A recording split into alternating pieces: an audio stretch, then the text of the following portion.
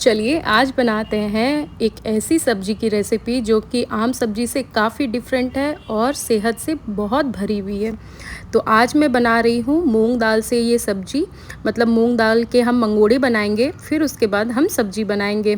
काफ़ी टेस्टी होता है और काफ़ी रिच होता है ये रेसिपी। तो आप इस रेसिपी को ज़रूर फुल वॉच कीजिएगा, फुल वीडियो ज़रूर वॉच कीजिएगा ताकि आप कुछ मिस ना कर सकें।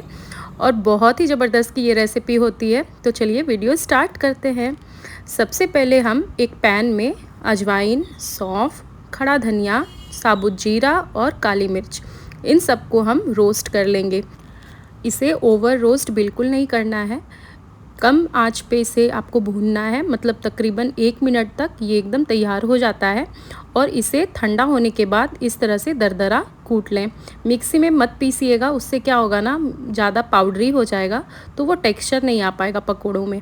अब यहाँ पे मैंने दाल 2 तरह की यूज़ की है, दोनों मूंग की ही दाल है, बट एक छिलके वाली है और एक नॉर्मल जो धुली दाल आती है ये वो है। दोनों को मैंने यहाँ पे 4 से 5 घंटे के लिए भिगो लिया था और इसे 2 से 3 पानी से धोने के बाद हम इसे अच्छे से पीस लेंगे। दाल पीसते वक्त आपको कुछ कुछ चीज़ों को ध्यान में रखना है।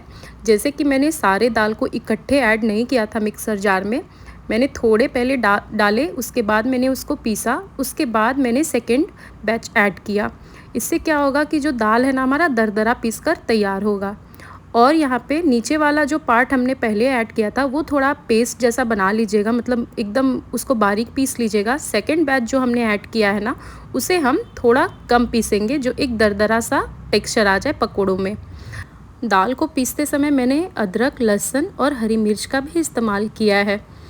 अब यहाँ पे हम विस्क से भी इसे फेंट सकते हैं, लेकिन हाथों से अगर आप करेंगे ना तो वो ज़्यादा सही रहेगा। इसमें हवा भरना बहुत ज़रूरी है, उससे लाइट हो जाएगा। बेकिंग सोडा या फिर इनो वगैरह का इस्तेमाल बिल्कुल नहीं करना है। हाथों से अगर आप फेंटेंगे ना, थोड़ी देर आपको थोड़ा समय लगेगा, 5 मिनट के आसपास, तो ये कुछ इस तरह से तैयार हो जाएगा। थोड़े सफ़ेद से रंग हो जाएंगे, मतलब पहले के मुकाबले। पहले पीला लगेगा आपको, मूंग का दाल रहता है तो वो तो वैसे भी पीला दिखेगा। जब आप फेंटेंगे ना वो एकदम से सफ़ेद हो जाएगा और हवा भी भर जाता है तो उसकी वजह से बहुत ही लाइट हो जाता है। अब यहाँ पे मैंने 4 प्याज ले लिया है मीडियम साइज़ का, उसे मैंने कट कर लिया है। और साथ साथ हरी मिर्ची, करी पत्ता और हरा धनिया, इन सारी चीज़ों को आप बारीक चॉप कर लीजिए एकदम। अब हम यहाँ पे जो हमने फेंट के पेस्ट रखा था उसमें हम बेसिक मसाले ऐड करेंगे, जैसे कि धनिया पाउडर, जीरा पाउडर, हल्दी, लाल मिर्च पाउडर और प्याज, करी पत्ता, हरा धनिया। और जो हमने कुटे हुए मसाले रखे थे भुने हुए, वो भी हम इसी जगह ऐड कर लेंगे। इन सारे चीज़ों को एकदम अच्छे से वेल कंबाइन कर लीजिए और थोड़ी देर इसे साइड रख लेंगे। अब यहाँ पे आपने देखा होगा मैंने नमक ऐड नहीं किया है। नमक हम तभी ऐड करेंगे जब हमारा तेल एकदम रेडी होगा फ्राई होने के लिए, पकोड़े उसमें ऐड होने के लिए। तो यहाँ पे मैंने कढ़ाई में तेल ऐड कर लिया है और अब जाके मैं यहाँ पे नमक ऐड कर रही हूँ। तो तेल मतलब ज़्यादा आपको हॉट ऑयल यूज़ नहीं करना है, मीडियम टू लो, मतलब काइंड ऑफ वैसा होना चाहिए पकोड़ा, जो हमारा सिकना चाहिए अंदर तक, वैसा आपको रखना है तेल का टेम्परेचर। तो उस बात का बिल्कुल ध्यान दीजिएगा। अगर ज़्यादा गर्म होगा ना तो पकोड़े ऊपर से पूरे लाल तो हो जाएंगे, पूरे रेड हो जाएंगे, लेकिन वो अंदर से पकेंगे नहीं। पकोड़ों को तकरीबन आपको 8 मिनट के आसपास फ्राई करना है।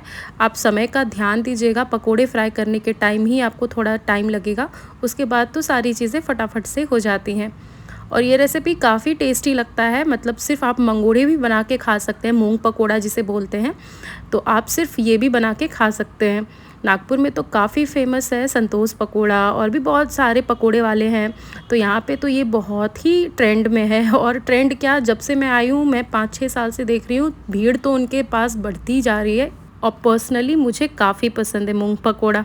वो साथ में ना इसकी एक चटनी सर्व करते हैं, मैं उसकी भी रेसिपी आप लोगों के साथ ज़रूर शेयर करूँगी। तो इसे ना आप सिर्फ मतलब पकोड़े को भी एंजॉय कर सकते हैं, जिस तरह से मैंने बताया है बनाना, बिल्कुल इस तरह से अगर आप मूंग पकोड़ा बनाएंगे ना तो काफ़ी टेस्टी लगेगा ये खाने में। और साथ साथ ना बहुत ही क्रंची लगता है खाने में। आप इसमें चाहें तो पालक भी ऐड कर सकते हैं, कट करके, चॉप करके, अगर आपकी इच्छा हो तो।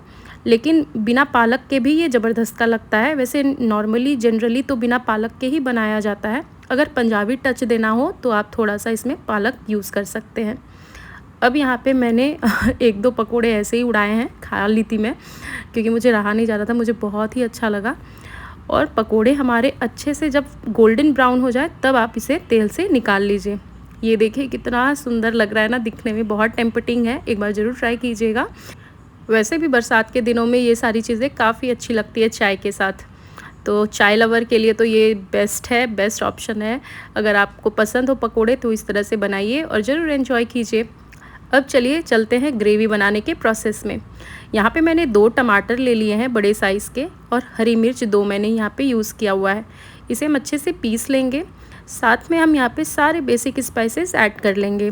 यहाँ पे मैंने सॉल्ट ऐड किया है, धनिया पाउडर ऐड कर रही हूँ, ये लाल मिर्च है।